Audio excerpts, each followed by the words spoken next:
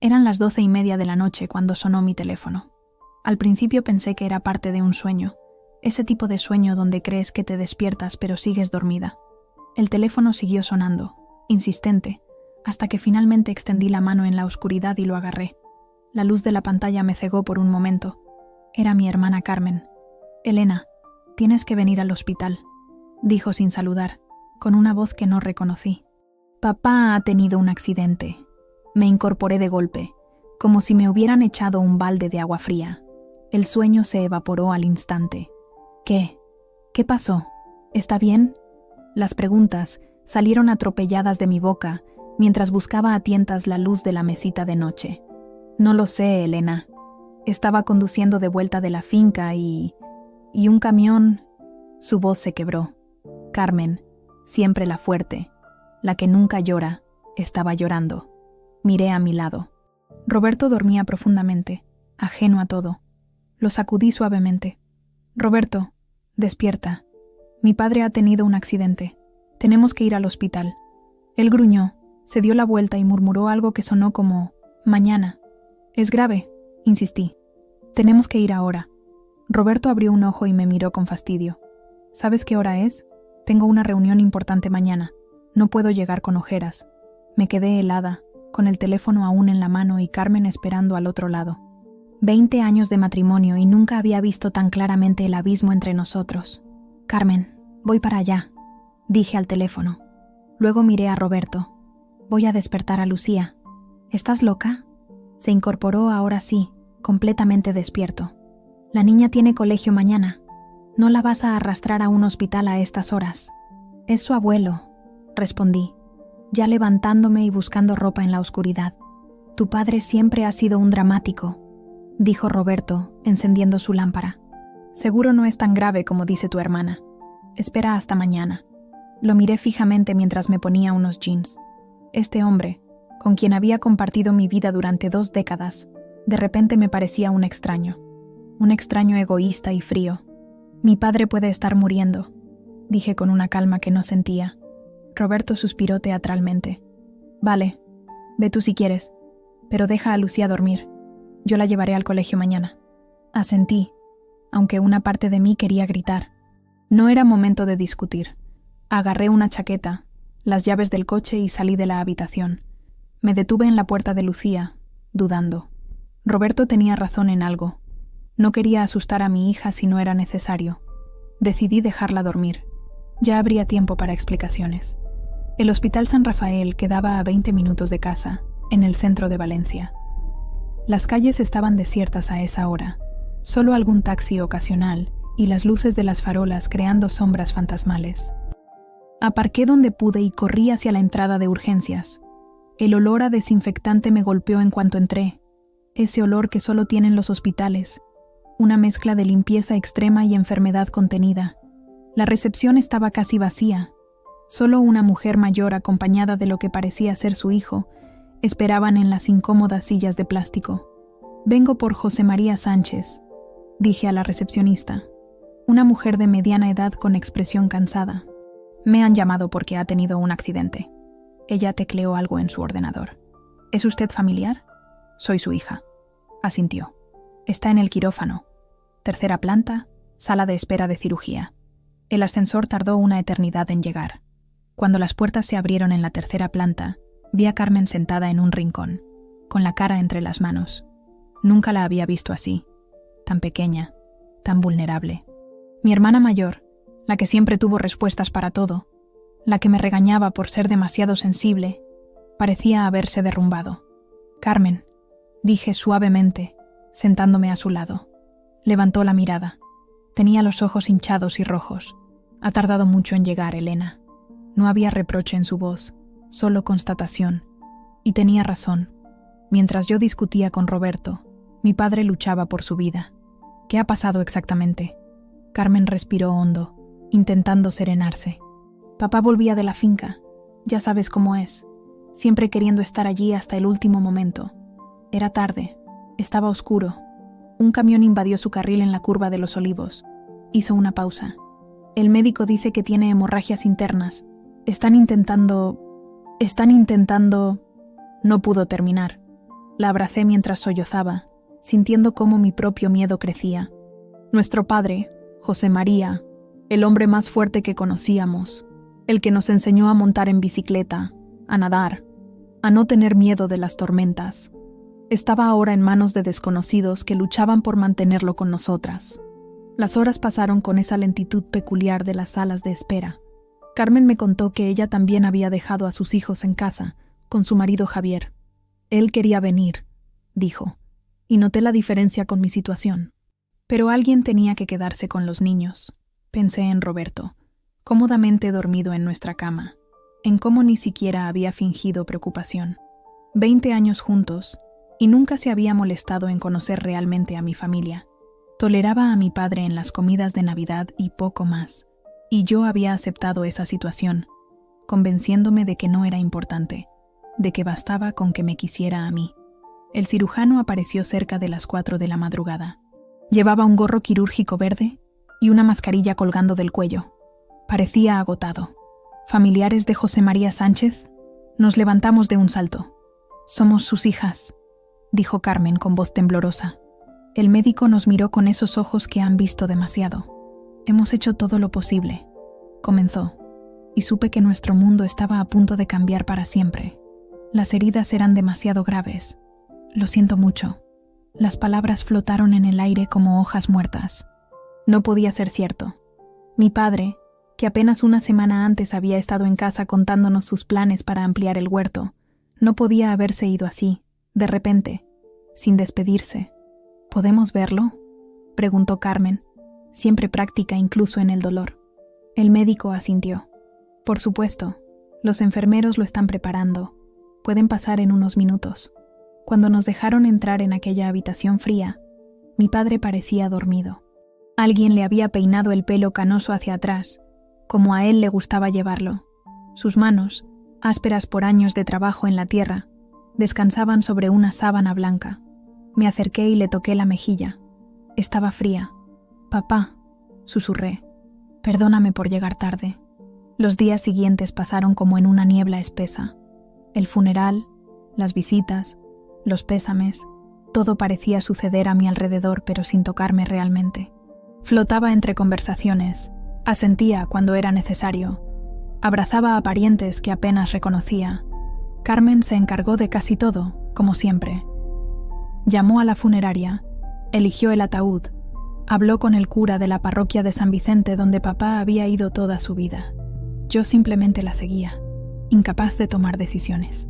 Roberto apareció en el tanatorio al día siguiente, con Lucía de la mano.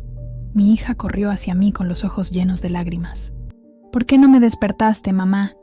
Quería despedirme del abuelo». La abracé fuerte, sintiendo su dolor mezclarse con el mío. «Lo siento, cariño». Todo pasó muy rápido. Roberto se mantuvo a distancia, incómodo entre tanto dolor. Cuando se acercó a darme un beso mecánico en la mejilla, percibí su colonia cara y me pregunté si se había arreglado así para ir a trabajar o para el funeral de mi padre. Ni siquiera preguntó cómo estaba yo. «He pedido el día libre», anunció, como si mereciera una medalla. «Pero mañana tengo que volver a la oficina. El proyecto de Berlín no puede esperar». Asentí, demasiado cansada para discutir. ¿Qué importaba ya? Mi padre se había ido y nada podía cambiarlo. El abismo entre Roberto y yo se había vuelto tan evidente que me sorprendía no haberlo visto antes. Después del entierro, la casa familiar en el barrio del Carmen se llenó de gente. Vecinas que traían tortillas y empanadas, amigos del club de petanca donde papá jugaba los domingos, antiguos colegas de la fábrica donde trabajó 40 años. Todos contaban anécdotas sobre él, sobre su generosidad, su sentido del humor, su pasión por la huerta. Yo escuchaba y descubría facetas de mi padre que nunca había conocido del todo. Doña Pilar, su vecina de toda la vida, me tomó de las manos y me dijo con los ojos húmedos: «Tu padre estaba tan orgulloso de ti, Elena».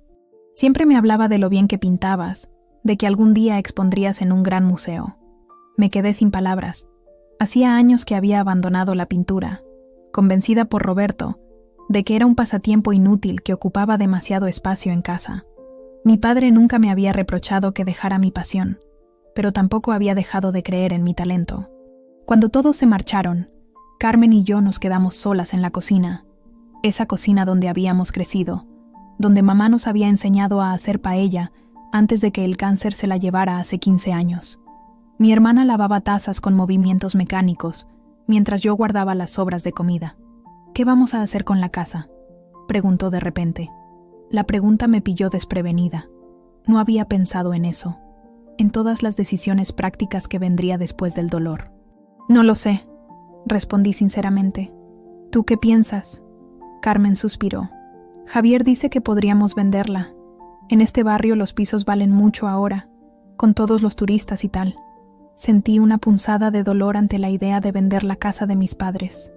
Cada rincón guardaba recuerdos. Las marcas en la pared donde papá medía nuestra altura cada cumpleaños, las manchas de humedad del techo que tenían forma de animales según nuestra imaginación infantil, el viejo sillón donde papá se sentaba a leer el periódico cada tarde. ¿Y la finca?, pregunté, pensando en aquel pequeño terreno a las afueras de Valencia donde papá cultivaba naranjos, tomates y pimientos. Su pequeño paraíso. También habría que venderla, supongo. Carmen dejó de lavar y me miró. A menos que tú quieras quedártela. Yo no tengo tiempo para ocuparme de un huerto, Elena. Era cierto. Carmen tenía su vida perfectamente organizada en Madrid, con su marido banquero, sus 2 hijos y su trabajo como ejecutiva en una multinacional. Volvía a Valencia solo en vacaciones y fechas señaladas. Yo, en cambio, nunca me había ido. Me había casado con Roberto, un chico del barrio que acabó convirtiéndose en un extraño, y me había quedado cerca de papá. Era lógico que la finca fuera para mí. Me gustaría quedarme con ella, dije, sorprendiéndome a mí misma por la firmeza de mi voz. Carmen sonrió por primera vez en días. Papá estaría contento. Esa noche, cuando volví a casa, encontré a Roberto viendo fútbol en la televisión con una cerveza en la mano. Lucía ya estaba acostada. Me miró brevemente cuando entré al salón. ¿Ya está todo arreglado? No pregunté a qué se refería. Para él, la muerte de mi padre era un trámite, algo que había que arreglar para volver a la normalidad. Más o menos, respondí, sentándome en el sofá junto a él, aunque manteniendo cierta distancia. Carmen y yo hemos estado hablando sobre qué hacer con la casa y la finca. Deberíais venderlas cuanto antes, dijo sin apartar la vista del partido. Estos temas siempre traen problemas entre hermanos. De hecho, dije con calma, he decidido quedarme con la finca. Ahora sí me miró, con una expresión entre sorprendida y molesta. ¿Para qué quieres tú una finca? No sabes nada de agricultura. Papá me enseñó muchas cosas, respondí, y puedo aprender lo que no sé. Roberto soltó una risita condescendiente. Elena, por favor, sé realista. Tienes 42 años. No puedes ponerte ahora a cultivar tomates como una jubilada. Sus palabras me dolieron, pero también me ayudaron a ver con claridad. Este hombre jamás me había apoyado en nada que fuera importante para mí. No cuando quise seguir pintando.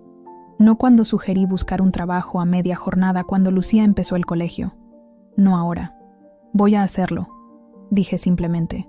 La finca será mía. Roberto apagó la televisión y me miró fijamente. Haremos lo que yo diga. Si esa finca se vende, el dinero vendrá bien para pagar el apartamento en la playa que queremos comprar.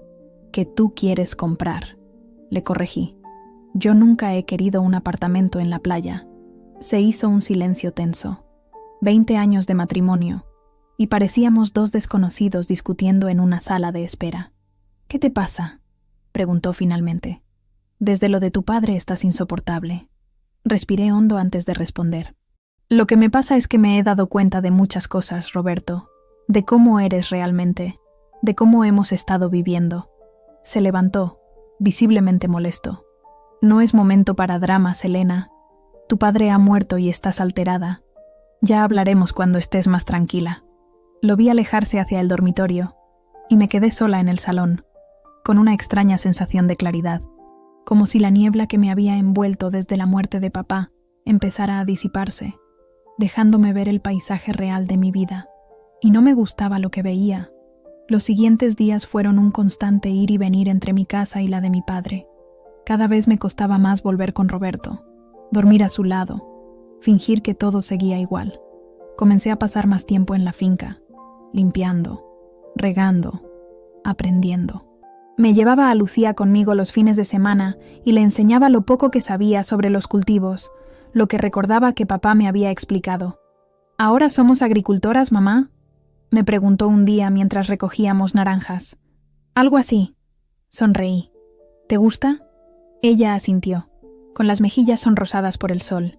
Me gusta estar aquí contigo. Y siento que el abuelo está cerca.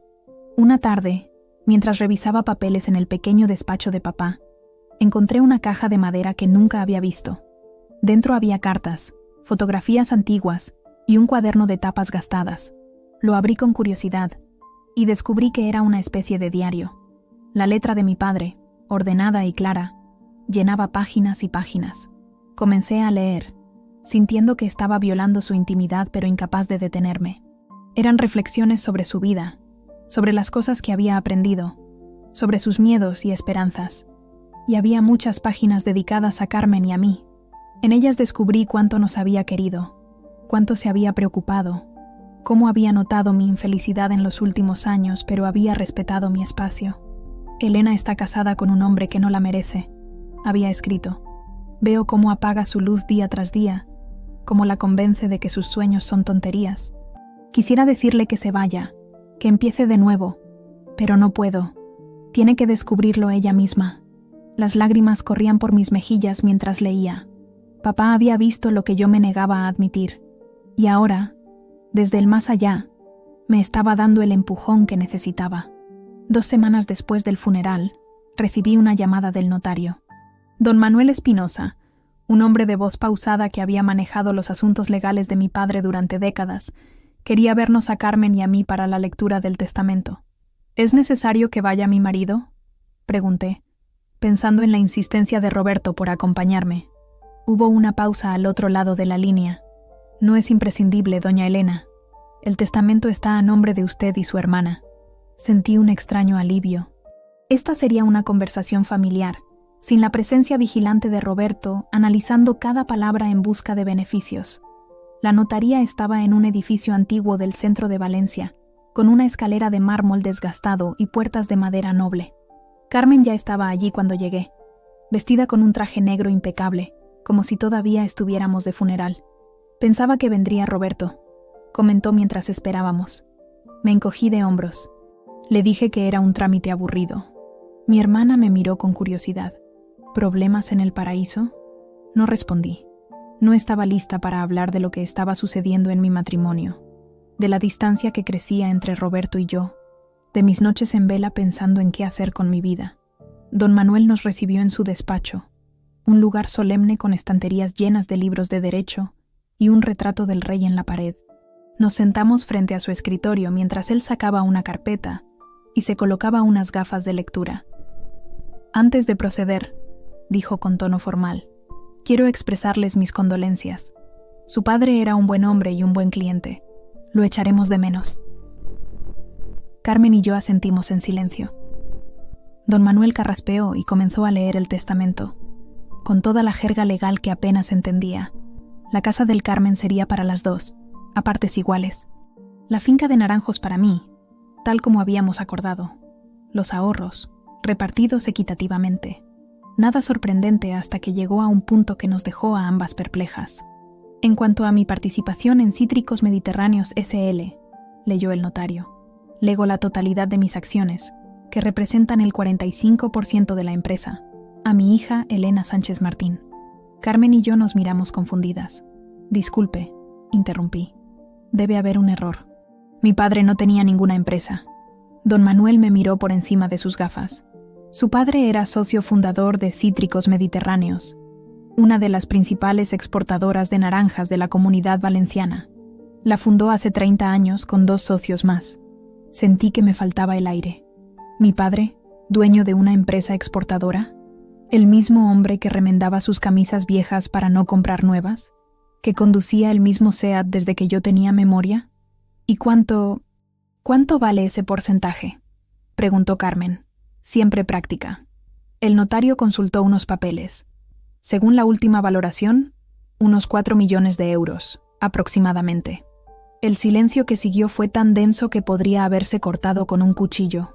Mi padre, El hombre sencillo que vivía en una casa modesta y cultivaba su huerto con pasión, había sido millonario en secreto, y me había dejado su fortuna a mí, no a las dos. «Hay una carta», continuó don Manuel, sacando un sobre de la carpeta. «Para usted, doña Elena». Tomé el sobre con manos temblorosas. Reconocí inmediatamente la letra de mi padre en el exterior. «Para mi hija Elena, para cuando yo no esté». Carmen se levantó bruscamente. «Si me disculpan, necesito tomar aire». La vi salir del despacho con paso rápido y me sentí culpable. No entendía por qué papá había hecho esto, por qué había favorecido a una hija sobre la otra. «Su hermana heredará la casa y la mitad de los ahorros», dijo don Manuel, como leyendo mis pensamientos. Su padre fue muy claro sobre la distribución. «La empresa es para usted». Asentí, incapaz de hablar. Guardé la carta en mi bolso, firmé donde me indicaron y salí a buscar a Carmen. La encontré en la cafetería de la esquina, bebiendo un café solo. «No sabía nada de esto», dije al sentarme frente a ella. Carmen levantó la mirada. No parecía enfadada, solo cansada. «Lo sé, Elena. Tú nunca has sabido mentir. ¿Por qué crees que lo hizo así?» Mi hermana suspiró. «Supongo que porque tú lo necesitas más que yo. Tengo mi trabajo, mi casa en Madrid, mi familia estable. Tú tienes...» Dejó la frase en el aire. «Un matrimonio que se desmorona», completé en voz baja. «¿Tan evidente es?» Carmen sonrió con tristeza. «Para alguien que te quiere, sí. Roberto nunca ha sido suficiente para ti, Elena. Y tú nunca has sido lo bastante importante para él». Sus palabras, duras pero sinceras, confirmaban lo que yo ya sabía en mi interior. 20 años de conformarme, de acomodarme a lo que otros querían para mí, de olvidar mis propios sueños. «¿Qué vas a hacer ahora?», preguntó Carmen. «¿Se lo dirás a Roberto?» Pensé en mi marido, en cómo brillarían sus ojos al saber que de repente era rico, o más bien, que su mujer lo era, en cómo ya estaría planeando en qué gastar el dinero, sin consultarme, como siempre hacía. «No lo sé», respondí honestamente. «Necesito tiempo para pensar». Esa noche, después de acostar a Lucía, me encerré en el baño y abrí la carta de mi padre. Sus palabras, escritas con esa caligrafía que conocía tan bien, parecían hablarme directamente. «Querida Elena, si estás leyendo esto, es porque ya no estoy contigo. No te pongas triste, hija. He tenido una buena vida, con sus alegrías y sus penas, como todos. Lo único que realmente me duele al irme es dejarte en una situación que sé que no te hace feliz. Nunca te he contado sobre mi participación en Cítricos Mediterráneos. Empezó como un pequeño proyecto entre amigos y creció más de lo que imaginábamos. Podría haber vivido como un señor, pero ¿para qué? La vida sencilla me hacía feliz. El dinero estaba ahí, seguro, creciendo para cuando fuera necesario. Y ahora es necesario. Para ti. Carmen tiene su vida resuelta. Tiene un buen trabajo, un marido que la quiere y la respeta, una vida que ella ha elegido. Tú, en cambio, te has ido perdiendo con los años. He visto cómo tu sonrisa se apagaba, cómo dejabas tus pinceles olvidados en el trastero, cómo te convertías en alguien que no eres para complacer a un hombre que no merece tu sacrificio. Esta herencia no es solo dinero, Elena, es libertad. La libertad de elegir, de decidir quién quieres ser, de recuperar a la niña curiosa y valiente que eras, antes de que la vida te convenciera de que debías ser pequeña y complaciente. No te estoy diciendo que dejes a Roberto. Esa es una decisión que solo tú puedes tomar. Pero sí te pido que uses este regalo para ser libre, sea cual sea el camino que elijas. Te quiere siempre, papá. Las lágrimas corrían por mis mejillas mientras doblaba la carta y la guardaba contra mi pecho. Mi padre, siempre tan callado, tan discreto, me había dejado mucho más que dinero. Me había dejado una salida, una oportunidad de redescubrirme. Cuando salí del baño, encontré a Roberto en la cocina, sirviéndose una copa de vino. «Has tardado mucho», dijo. «¿Qué tal con el notario? ¿Algo interesante?» Lo miré. Realmente lo miré. Quizás por primera vez en años. Vi a un hombre atractivo que envejecía bien, que tenía un buen trabajo y modales correctos en público. Un hombre que nunca me había pegado, que no bebía en exceso, que no me engañaba, que yo supiera. Un buen partido, según los estándares de cualquiera. Pero también vi al hombre que se había negado a llevarme al hospital cuando mi padre se moría, que se quejaba si pasaba demasiado tiempo pintando, que controlaba en qué gastaba su dinero, que decidía dónde íbamos de vacaciones, qué coche comprábamos, qué veíamos en la televisión. El hombre que, poco a poco, me había convencido de que mis opiniones, mis deseos, mis sueños, valían menos que los suyos. Nada especial. Mentí. Lo típico. Roberto asintió, sin mostrar mucho interés. Mañana tengo cena con los alemanes. No me esperes despierta. Vale, respondí automáticamente. Pero mientras lo veía salir de la cocina, supe que algo había cambiado dentro de mí. Ya no era la misma Elena que había entrado en aquella notaría esa mañana. Esa Elena habría aceptado su lugar. Habría seguido el guión establecido. La nueva Elena, la que llevaba la carta de su padre en el bolsillo y 4 millones de euros a su nombre, tenía opciones. No sabía exactamente qué haría a continuación. No tenía un plan. Pero por primera vez en mucho tiempo, sentía que el futuro no estaba escrito, que podía tomar decisiones, que mi vida me pertenecía. Esa noche, mientras Roberto dormía, saqué mis viejos pinceles del trastero y los limpié uno por uno. El tacto del pelo de Marta en mis dedos despertó recuerdos de tardes felices frente al lienzo, de la alegría de crear, de expresarme. Coloqué los pinceles sobre la mesa de la cocina, ordenados por tamaño como me gustaba tenerlos, y sentí una emoción que hacía tiempo no experimentaba. Esperanza. Gracias, papá, susurré en la oscuridad. Por todo. Pasaron 3 días antes de que pudiera reunir el valor suficiente para hablar con Roberto. 3 días durante los cuales pinté como no lo había hecho en años. Llevé a Lucía a la finca para enseñarle los naranjos, y dormí en el borde de la cama matrimonial, lo más lejos posible de un hombre que ahora me parecía un extraño. La oportunidad llegó un viernes por la tarde. Lucía se había ido a dormir a casa de una amiga para un cumpleaños, y Roberto y yo nos encontramos solos en casa. Una rareza en nuestras vidas. Él estaba en el sofá, revisando correos en su portátil, cuando me senté frente a él. Tenemos que hablar, dije, sorprendiéndome a mí misma por la firmeza de mi voz. Roberto levantó la vista con una expresión de fastidio apenas disimulado. ¿Puede esperar? Estoy terminando algo importante. En el pasado, habría cedido. Me habría levantado y pospuesto la conversación. Habría esperado el momento adecuado, que nunca llegaba porque Roberto siempre tenía algo más importante que hacer. Pero la nueva Elena, la que tenía la carta de su padre guardada en el cajón de la mesita de noche, no estaba dispuesta a esperar más. No, no puede esperar. Cerró el portátil con un suspiro exagerado. Vale, dime. ¿Qué pasa ahora?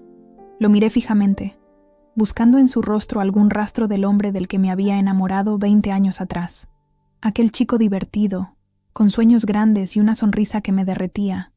¿Dónde había quedado ese Roberto? O quizás nunca había existido realmente, y yo solo había visto lo que quería ver. ¿Quién eres?, pregunté en voz baja. Él parpadeó, confundido. ¿Qué clase de pregunta es esa? Soy Roberto, tu marido. ¿Te encuentras bien? No, no me encuentro bien, respondí con sinceridad. No me encuentro bien desde hace mucho tiempo. Y creo que tú tampoco me conoces a mí. Se removió incómodo en el sofá. Elena, si esto es por lo de tu padre otra vez, no es solo por mi padre, le interrumpí, aunque eso fue la gota que colmó el vaso.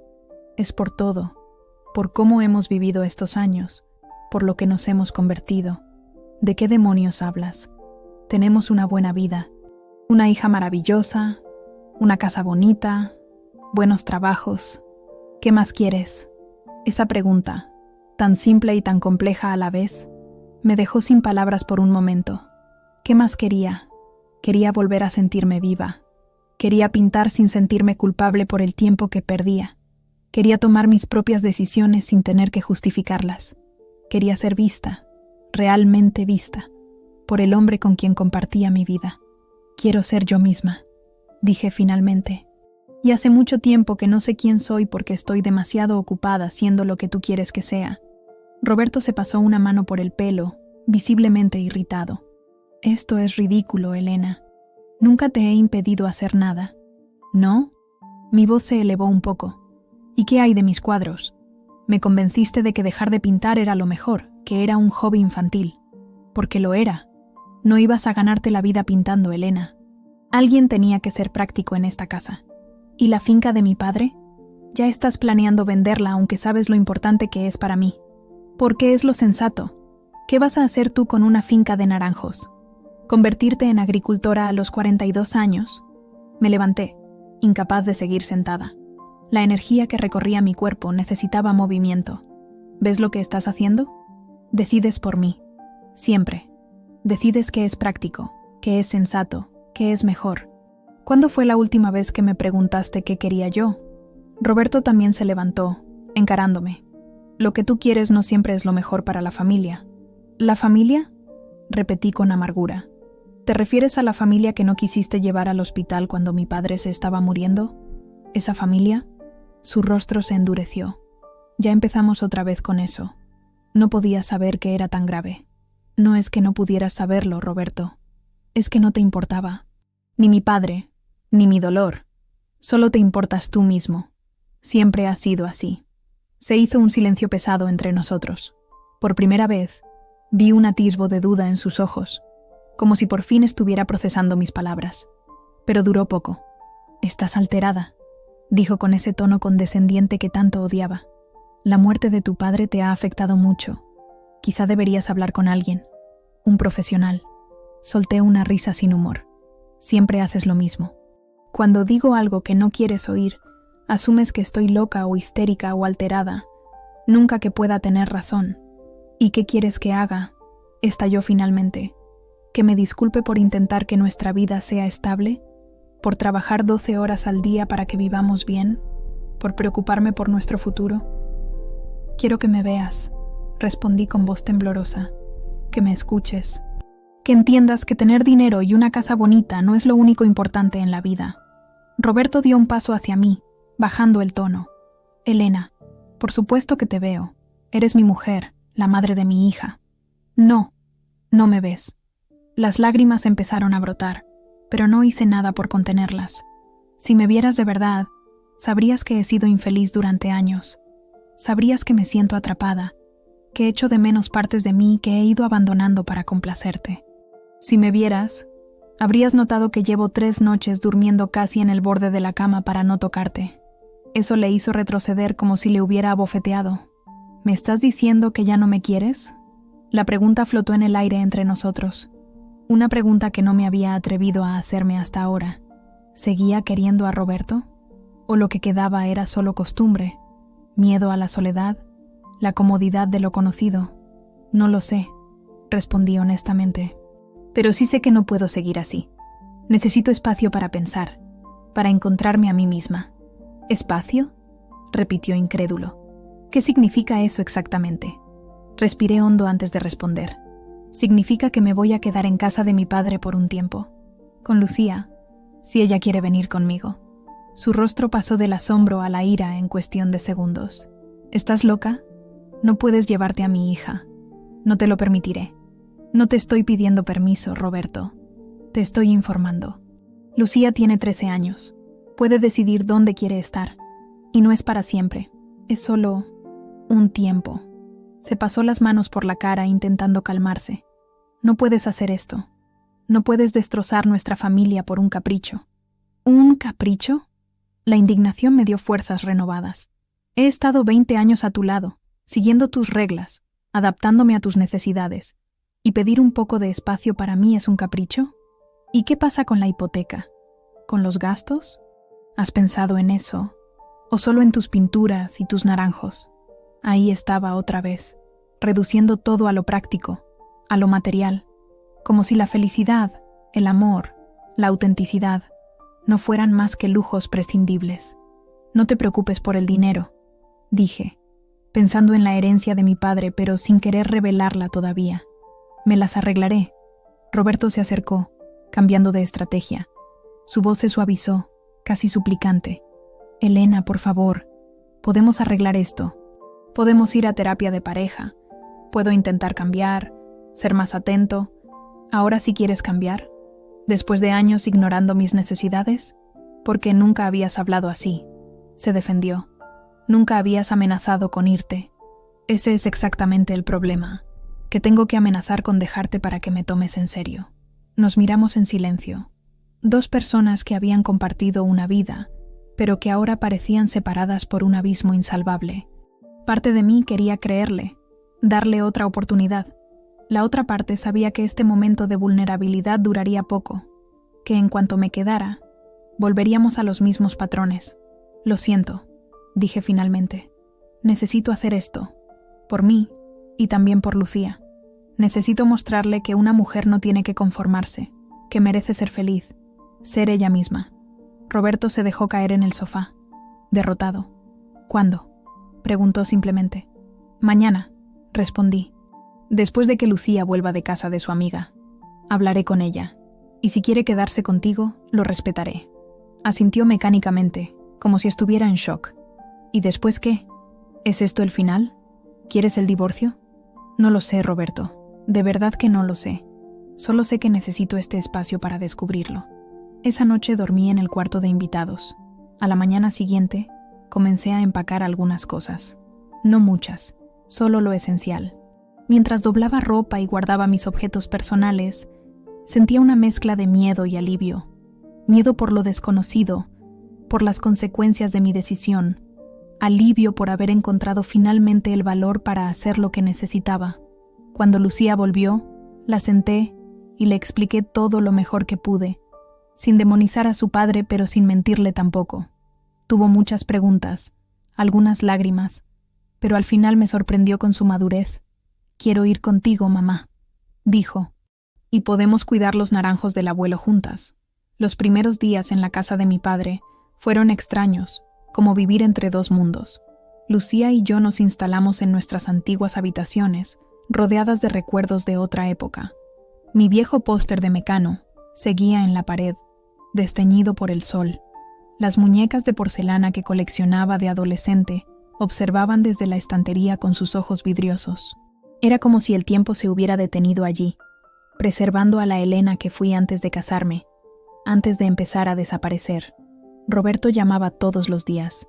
Al principio eran llamadas tensas, llenas de reproches velados y preguntas prácticas sobre facturas y rutinas. Poco a poco, su tono fue cambiando. Comenzó a preguntar cómo estábamos, qué hacíamos, si necesitábamos algo. Incluso se ofreció a ayudarnos con la finca. Una parte de mí quería creer que estaba cambiando realmente, que mi partida le había hecho reflexionar. Otra parte, más cínica, sospechaba que solo estaba interpretando el papel de marido arrepentido para que volviéramos. Una tarde, mientras Lucía hacía los deberes en la cocina, me encontré revisando el despacho de mi padre. Había cajas de documentos que nunca había visto, carpetas llenas de papeles relacionados con la empresa de cítricos. Me sumergí en ellos, intentando entender el negocio que mi padre había construido en secreto.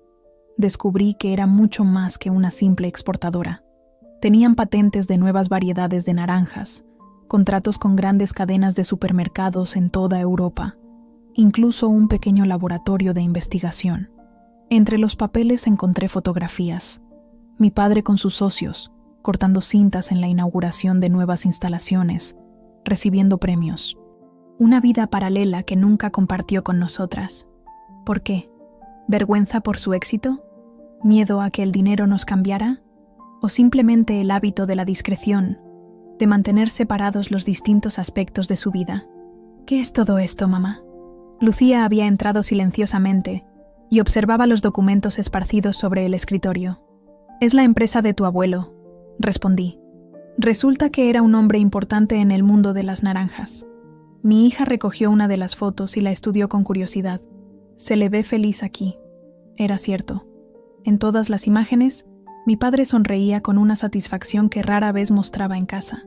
Me pregunté cuántas facetas de él no habíamos llegado a conocer, cuántos sueños y logros había mantenido para sí mismo. «¿Crees que volveremos con papá?», preguntó Lucía de repente, cambiando de tema con esa naturalidad que solo tienen los adolescentes. La pregunta me pilló desprevenida. «No lo sé, cariño. ¿Tú qué piensas?». Se encogió de hombros, fingiendo indiferencia, pero vi la preocupación en sus ojos. «No quiero que estéis enfadados para siempre, pero tampoco quiero que vuelvas a estar triste». «¿Triste? ¿Yo estaba triste?». Lucía me miró como si fuera obvio. «Claro, mamá». Llevabas mucho tiempo triste.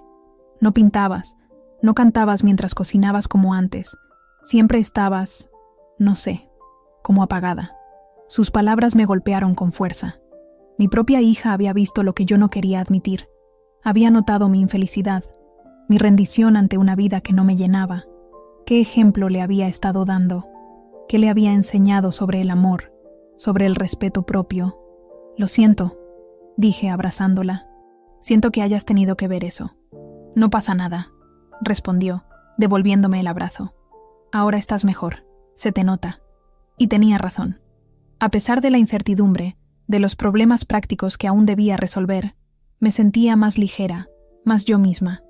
Había comenzado a pintar de nuevo, cuadros pequeños de los naranjos, del paisaje que se veía desde la finca, de Lucía leyendo bajo un árbol. Cada pincelada era un acto de reclamación, de recuperar esa parte de mí que había cedido. Los días fueron pasando y establecimos una nueva rutina. Por las mañanas, después de llevar a Lucía al instituto, iba a la finca. Había contratado a Paco, un hombre mayor que había trabajado para mi padre durante años, para que me enseñara todo sobre el cultivo de naranjos. Era un maestro paciente, explicándome los ciclos de riego, la poda, los tratamientos contra plagas. A veces me miraba con una mezcla de diversión y respeto, como si no terminara de creerse que la hija de don José María, con sus manos de señorita, estuviera allí ensuciándose con la tierra. Se parece mucho a su padre, me dijo un día mientras examinábamos unos naranjos jóvenes. Él también era cabezota. Cuando se le metía algo entre ceja y ceja, no había quien lo sacara de ahí. Sonreí, tomándolo como un cumplido. ¿Sabes que tenía una empresa? Una grande, de exportación. Paco asintió. Claro que lo sé. Don José María me contrataba para esta finca, pero yo sabía lo de cítricos mediterráneos. Todo el mundo en el sector lo sabía. ¿Y por qué vivía así, Paco? Tan... sencillamente. Podría haber tenido una casa más grande, un coche mejor. El viejo agricultor se encogió de hombros. Algunos hombres no necesitan presumir para saber lo que valen. Su padre era de esos. Sus palabras me hicieron reflexionar. ¿Cuántas veces había juzgado el éxito por las apariencias? ¿Cuántas veces había permitido que Roberto me convenciera de que necesitábamos una casa más grande, un coche más caro, vacaciones más lujosas para ser alguien? Por las tardes, después de recoger a Lucía del instituto, a veces íbamos juntas a la finca. Otras veces nos quedábamos en casa, cocinando, hablando, redescubriéndonos. Sin la presencia constante de Roberto, sin su tendencia a dominar cada conversación, Lucía se mostraba más abierta, más reflexiva. Me contaba cosas de su vida que nunca había compartido antes, sus dudas sobre qué estudiar en el futuro, su interés secreto por la fotografía, su amistad complicada con una chica de su clase. Papá dice que debería estudiar Derecho o Empresariales, me confesó una tarde mientras preparábamos una tortilla de patatas. Dice que con Bellas Artes me moriría de hambre. Sentí una punzada de dolor al reconocer el mismo argumento que Roberto había usado conmigo. La misma forma de despreciar todo lo artístico, lo creativo, lo que no se tradujera inmediatamente en dinero y estatus. ¿Y tú qué quieres estudiar? Se encogió de hombros insegura. No lo sé. Me gusta el arte, pero también las ciencias. No sé si podría vivir de la fotografía. Tienes tiempo para decidir, le aseguré. Y sea lo que elijas, te apoyaré. Lo importante es que te haga feliz. Me miró con una sonrisa tímida. ¿De verdad? De verdad, prometí, dándome cuenta de que era una promesa también para mí misma. Apoyar los sueños de mi hija significaba demostrarle con hechos que los sueños importan, que no deben abandonarse por practicidad o conveniencia. Una mañana, recibí una llamada de Andrés Morales, uno de los socios de mi padre en Cítricos Mediterráneos. Quería reunirse conmigo para hablar sobre el futuro de la empresa, ahora que yo era accionista mayoritaria. No sé nada de negocios, le advertí, incómoda ante la idea de entrar en ese mundo desconocido. No se preocupe, Elena, respondió con voz amable. Su padre tampoco sabía al principio. Lo aprendió todo sobre la marcha, y era el mejor de todos nosotros. Acordamos vernos en las oficinas de la empresa, un edificio moderno a las afueras de Valencia que nunca había visitado. Cuando llegué, vestida con mi mejor traje, uno que no usaba desde antes de que naciera Lucía, me sentí intimidada, recepcionistas elegantes, ejecutivos con portafolios, pantallas que mostraban cotizaciones y gráficas. ¿Qué hacía yo allí? ¿Qué iba a decirles? Andrés resultó ser un hombre cercano a los 60, con el pelo entrecano y una sonrisa afable. Me recibió como si fuera una vieja amiga, ofreciéndome café y mostrándome las instalaciones con evidente orgullo. Su padre fue el alma de esta empresa, me explicó mientras recorríamos el laboratorio donde desarrollaban nuevas variedades de cítricos. Tenía una visión que los demás no teníamos. Cuando todos querían producir más cantidad, él insistió en la calidad. Cuando todos se conformaban con las variedades tradicionales, él apostó por la innovación. Escuchaba fascinada, descubriendo una nueva faceta de mi padre. El hombre callado y discreto que conocía en casa había sido un líder visionario en su trabajo, respetado y admirado por todos. No pretendo que tome decisiones ahora mismo, continuó Andrés. Tómese su tiempo para conocer la empresa, entender cómo funciona. Nosotros seguiremos gestionándola como hasta ahora, pero me gustaría que supiera que su participación es importante, que su voz cuenta aquí. Cuando salí de aquella reunión, me sentí abrumada pero también extrañamente entusiasmada. Era como si se abriera ante mí un mundo de posibilidades que nunca había contemplado. No solo tenía la libertad económica que me daba la herencia, sino también la oportunidad de participar en algo significativo, de continuar el legado de mi padre. Esa noche, mientras cenaba con Lucía, sonó el timbre. Era Roberto, con un ramo de flores y una expresión de arrepentimiento estudiado. ¿Podemos hablar?, preguntó, mirándome con esos ojos que una vez me habían parecido irresistibles. Dudé. Parte de mí quería cerrar la puerta, proteger este nuevo espacio que había creado, pero otra parte sabía que eventualmente tendríamos que enfrentarnos, decidir qué hacer con nuestro matrimonio. Vale, cedí. Lucía, ¿puedes subir a tu habitación un rato? Mi hija asintió, no sin antes lanzar una mirada de advertencia a su padre. Ese pequeño gesto de protección hacia mí me conmovió. Roberto entró, observando la casa con curiosidad, como si buscara signos de deterioro o abandono que justificaran su escepticismo inicial. Pero la casa estaba limpia y ordenada, con flores frescas en el centro de la mesa y el aroma de la cena recién hecha flotando en el aire. En las paredes había colgado algunos de mis nuevos cuadros. «Te veo bien», comentó, sin saber muy bien cómo empezar. «Lo estoy», respondí con sinceridad. Se sentó en el sofá, dejando el ramo en la mesa. «He estado pensando mucho, Elena, sobre lo que dijiste, sobre cómo te has sentido todos estos años. Creo que tienes razón. He sido egoísta, controlador. No te he escuchado realmente». Sus palabras sonaban sinceras, pero no provocaron en mí la reacción que quizás esperaba. No sentí alivio, ni gratitud, ni deseo inmediato de reconciliación. Solo una especie de confirmación tranquila de lo que ya sabía. «Me alegra que te hayas dado cuenta», respondí, sentándome frente a él. «Pero no sé si eso cambia algo». Roberto parecía genuinamente sorprendido por mi respuesta. Quizás esperaba que sus disculpas fueran suficientes, que unas pocas palabras de arrepentimiento borrarían años de desatención y control. «¿Cómo que no cambia nada? Estoy intentando arreglar las cosas, Elena. Podemos volver a empezar, hacer terapia de pareja, lo que sea necesario». Miré alrededor, a la casa donde había crecido, donde ahora estaba redescubriendo partes de mí que creía perdidas. ¿Realmente quería volver a la vida que habíamos construido juntos? No es tan sencillo, Roberto. No se trata solo de que cambies algunos comportamientos. Es algo más profundo. Somos personas diferentes, con valores diferentes. Yo quiero una vida donde pueda ser yo misma, donde mis sueños importen tanto como los tuyos. Puedes ser tú misma conmigo, insistió. Puedes pintar, ocuparte de la finca, lo que quieras. No me opondré. ¿Y cuándo surja el próximo desacuerdo? ¿Cuando quieras algo que yo no? ¿Volveremos a los mismos patrones? Se pasó una mano por el pelo, frustrado. No podemos saberlo si no lo intentamos, Elena. 20 años de matrimonio no pueden terminar así, sin más. Sentí una oleada de cansancio. ¿Cuántas veces habíamos tenido conversaciones similares a lo largo de los años? Yo expresando mis necesidades, él haciendo promesas que luego se diluían en la rutina diaria. Necesito más tiempo, Roberto. No estoy lista para volver.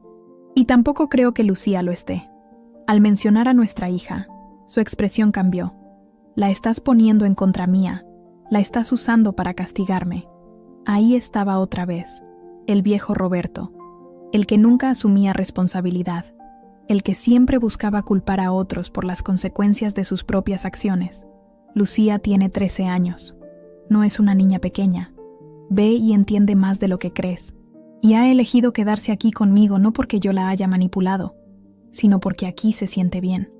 Esto es ridículo. Se levantó, comenzando a pasearse por la sala. Tenemos una casa, una hipoteca. No puedes simplemente decidir que ya no quieres esa vida. Sí puedo, respondí con una calma que me sorprendió a mí misma. Y respecto a la casa y la hipoteca, no tienes que preocuparte. Puedo seguir pagando mi parte. Me miró con sospecha. ¿Con qué dinero? Tu sueldo de profesora de instituto no da para tanto. Era el momento. Había evitado hablarle de la herencia, temiendo que cambiara su actitud, que intentara reclamar su parte. Pero ahora necesitaba que entendiera que tenía opciones, que ya no dependía económicamente de él. Mi padre me dejó dinero, dije simplemente. Más que suficiente para vivir sin preocupaciones. Roberto se detuvo en seco. ¿Dinero? ¿Cuánto dinero? Eso no importa. Lo que importa es que soy independiente económicamente. Puedo mantenerme a mí y a Lucía. Puedo pagar mi parte de la hipoteca. Incluso ayudarte si lo necesitas.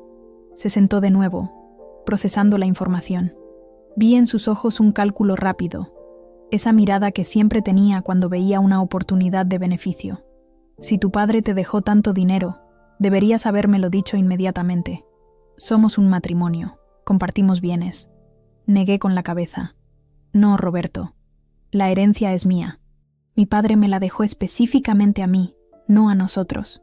Eso no importa legalmente. Estamos casados en bienes gananciales. No voy a discutir de leyes contigo, respondí, sintiendo que la conversación se desviaba hacia un territorio que no me interesaba. No se trata del dinero. Se trata de nosotros, de lo que queremos para el futuro. Se levantó bruscamente. Pues parece que tú ya has decidido lo que quieres. Quedarte con el dinero de tu padre y abandonar a tu familia. Sus palabras dolían, pero ya no tenían el poder de hacerme dudar de mí misma. Eso no es justo, y lo sabes. Te estoy pidiendo tiempo. No estoy abandonando a nadie. Roberto recogió el ramo de flores que había permanecido olvidado sobre la mesa. Bien, tómate todo el tiempo que quieras. Pero recuerda que una familia rota no se arregla sola, Elena. Y cuando decidas volver, quizás yo ya no esté esperando. Lo acompañé a la puerta en silencio. Una parte de mí quería decirle que no tenía que esperar, que ya sabía que no volvería, pero aún no estaba lista para hacer esa afirmación en voz alta. Todavía necesitaba procesar todo lo que estaba sucediendo, entender quién era ahora y qué quería realmente. Después de cerrar la puerta, me quedé apoyada en ella, sintiendo una extraña mezcla de tristeza y alivio. Lucía bajó las escaleras sigilosamente. ¿Estás bien, mamá? Sonreí asintiendo. Estoy bien, cariño. Solo un poco cansada. Se acercó y me abrazó. Un abrazo fuerte y decidido. No tienes que volver con él si no quieres. Yo estoy contigo. Esa noche, después de que Lucía se acostara, salí al pequeño patio trasero, el mismo donde mi padre solía sentarse en las noches de verano, mirando las estrellas y fumándose su único cigarrillo del día. El aire olía a jazmín y a la tierra húmeda del huerto urbano que él mantenía incluso en sus últimos años. Me senté en su vieja mecedora de mimbre y cerré los ojos, dejando que los sonidos nocturnos de Valencia me envolvieran, el rumor lejano del tráfico, el canto ocasional de un grillo, las voces apagadas de los vecinos a través de ventanas abiertas. «Te echo de menos, papá», susurré al viento. «Ojalá estuvieras aquí para aconsejarme». Casi podía escuchar su respuesta, esa voz grave y pausada que siempre tenía las palabras justas. «Siempre supe que eras fuerte, hija, más fuerte de lo que tú misma crees». Las semanas siguientes pasaron con una nueva rutina que iba asentándose poco a poco. Las visitas a la finca, ahora más frecuentes. Las reuniones con Andrés y el equipo de cítricos mediterráneos, donde iba aprendiendo sobre el negocio. Las tardes pintando en el viejo estudio que había improvisado en la habitación de invitados, con luz natural que entraba a raudales por la ventana. Roberto llamaba cada vez menos. Cuando lo hacía, era principalmente para hablar con Lucía o para tratar temas prácticos. La tensión inicial había dado paso a una especie de resignación distante. Un día me dijo, casi casualmente, que había conocido a alguien, una compañera de trabajo, más joven, sin complicaciones. No sentí celos, solo una especie de tristeza por lo que podríamos haber sido y no fuimos. Carmen vino a visitarnos desde Madrid. Se sorprendió al ver los cambios en la casa, y más aún al verme a mí. «Pareces otra», me dijo mientras tomábamos café en la terraza. «Más joven, más tú. Me siento más yo», confirmé, como si hubiera estado dormida durante años y por fin despertara. Mi hermana asintió, comprensiva. «¿Sabes? Siempre me preocupó tu matrimonio con Roberto. Nunca me gustó cómo te trataba, cómo te hacía pequeña, pero no quería entrometerme. Ojalá me lo hubieras dicho», respondí sin reproche. «No me habrías escuchado», sonrió con cierta tristeza. «Tenías que descubrirlo tú misma». Y tenía razón. Como tantas mujeres antes que yo, había necesitado tocar fondo para encontrar la fuerza de cambiar mi vida. La llamada de mi padre aquella noche, su muerte repentina, había sido el catalizador de un despertar que llevaba años gestándose en silencio. Una mañana de principios de otoño, casi 3 meses después de haber dejado a Roberto, recibí una llamada inesperada. Era Rosa, la secretaria de mi padre en Cítricos Mediterráneos. «Doña Elena, hemos encontrado algo que creo que debería ver». Una caja con su nombre que don José María dejó en la caja fuerte de la oficina. Esa misma tarde fui a la empresa. Rosa, una mujer menuda de unos 50 años, me esperaba con una caja de madera pulida sobre su escritorio. «Su padre me dijo que se la entregara si alguna vez usted se involucraba en la empresa», explicó. «Ha estado aquí todos estos años». Llevé la caja a casa y la abrí esa noche, sola en el estudio. Dentro había varias carpetas con documentos antiguos, los primeros contratos de la empresa, proyectos iniciales, fotografías de los primeros huertos, y debajo de todo, un sobre con mi nombre escrito con la letra inconfundible de mi padre. La carta era breve, fechada 5 años atrás. «Querida Elena, si estás leyendo esto, es porque has encontrado tu camino hacia Cítricos Mediterráneos. No sé qué circunstancias te habrán traído aquí, pero me alegra que hayas venido. Esta empresa nació de un sueño que tuve cuando tenía poco más que tu edad actual. Un sueño de crear algo duradero, algo que combinara la tradición de nuestra tierra con la innovación. No fue fácil. Hubo muchos fracasos antes de los éxitos, muchas noches de duda, muchos que me dijeron que era imposible, pero persistí, porque creía en lo que estaba haciendo. Y ahora te lo entrego a ti, no solo como un negocio próspero, sino como un recordatorio. Nunca es tarde para perseguir lo que realmente quieres. Te he visto alejarte de tus sueños a lo largo de los años, convencida por otros de que no eran prácticos o importantes. Me he mordido la lengua muchas veces, respetando tus decisiones aunque no las compartiera. Pero siempre supe que dentro de ti seguía viva esa niña que pintaba hasta quedarse dormida sobre sus cuadros, que soñaba con exposiciones en grandes museos, que veía belleza donde otros solo veían lo ordinario. Espero que, sea cual sea el camino que te ha traído hasta aquí, encuentres en este legado no solo seguridad financiera, sino también el valor para reclamar esos sueños abandonados. Para ser la Elena que siempre has sido en tu corazón. Con todo mi amor, papá». Las lágrimas corrían por mis mejillas mientras doblaba la carta y la guardaba junto a mi corazón. Era como si mi padre hubiera previsto todo esto, como si desde el más allá me guiara hacia la vida que merecía. A la mañana siguiente, mientras preparaba el desayuno para Lucía, tomé una decisión. Llamé a Roberto y le propuse hablar con un abogado sobre el divorcio. Fue una conversación sorprendentemente civilizada. Quizás él también había entendido, a su manera, que nuestros caminos debían separarse. Después llevé a Lucía a la finca. Era un día luminoso de septiembre, con el aire limpio después de una breve lluvia nocturna. Los naranjos brillaban con ese verde intenso que precede a la floración. Nos sentamos bajo la sombra del naranjo más antiguo, ese que mi padre decía que había plantado el día que nací. Saqué un lienzo y comencé a pintar, con Lucía observándome en silencio. «¿Qué vas a hacer ahora, mamá?», preguntó finalmente. «Con tu vida, quiero decir». La pregunta flotó en el aire perfumado de azahar. ¿Qué iba a hacer? Las posibilidades se extendían ante mí como un lienzo en blanco, lleno de promesas. «Voy a vivir, cariño», respondí con una sonrisa. «Voy a pintar, a cuidar estos naranjos, a aprender sobre la empresa del abuelo. Voy a intentar ser feliz, día a día». Lucía asintió, satisfecha con la respuesta.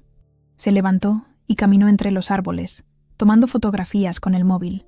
La observé, tan joven y ya tan sabia a su manera.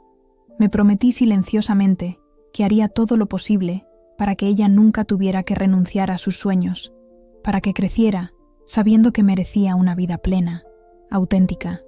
Una brisa suave agitó las hojas del naranjo, trayendo consigo el aroma dulce de la tierra húmeda. Cerré los ojos y respiré profundamente, sintiendo que por fin había llegado a casa. No a un lugar físico, sino a mí misma. «Gracias, papá», susurré, y el viento pareció susurrar de vuelta, llevando mi nombre en su murmullo. Elena, Elena, Elena. No el nombre de la esposa de Roberto, ni siquiera el de la hija de José María. Solo Elena, por fin dueña de su propia historia.